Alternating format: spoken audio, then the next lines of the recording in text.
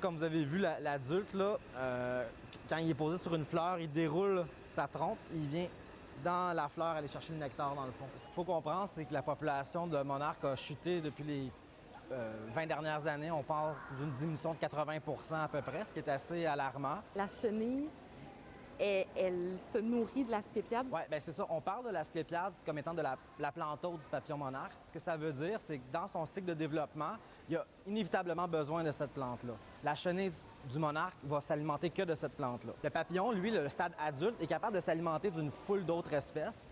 Tant qu'il y a des fleurs qui sont produites et qu'il y a beaucoup de nectar dans ces fleurs-là, mais une fois que la femelle pond des œufs sur des plants d'asclépiade, la chenille, elle, va s'alimenter que de ça tout au long de son développement. Donc, c'est pour ça que cette plante-là est vraiment importante. Fait que si on trouve des semences d'asclépiade, c'est de l'asclépiade commune, Asclepiade syriaca, qui est indigène. Et c'est vraiment les graines qu'on cueille à l'automne avec les soies. Nous, on a enlevé les soies, bien sûr, parce qu'on les met en enveloppe pour le client. C'est pour ça qu'on a enlevé les soies, mais c'est les graines d'asclépiade. Là, j'ai votre dernier sachet d'aujourd'hui d'asclépiade. Il y a eu un grand engouement là, pour les semences d'asclépiade dernièrement, ce qui est appréciable parce que les gens commencent à se rendre compte de l'importance des pollinisateurs puis de la sauvegarde de la biodiversité. Vous les avez vendus super vite. On a les vendus super vite cette année. Là. C'est quand même... on est heureux quand ça arrive parce qu'on se dit « Ah, vraiment, le message est passé ». La meilleure façon de venir en aide aux monarques au Canada, c'est d'offrir un garde-manger diversifié. Donc, de la nourriture pour les chenilles, mais aussi de la nourriture pour les adultes. Parce qu'ils ne vont pas pouvoir s'alimenter au Mexique. Une fois qu'ils sont dans les arbres là-bas, il fait très frais, leur métabolisme va baisser. Et là, ils vont attendre. Ils vont des fois se déplacer pour aller s'abreuver, donc s'hydrater d'eau.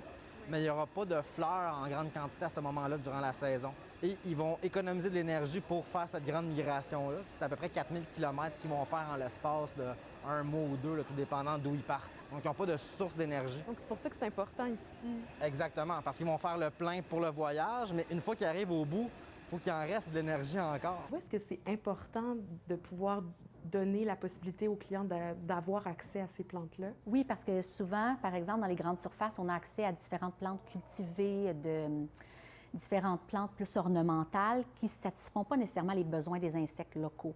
Mais c'est certain que c'est un papillon qui fascine les personnes. Il est très facilement reconnaissable. Les personnes sont attachées à ce papillon-là.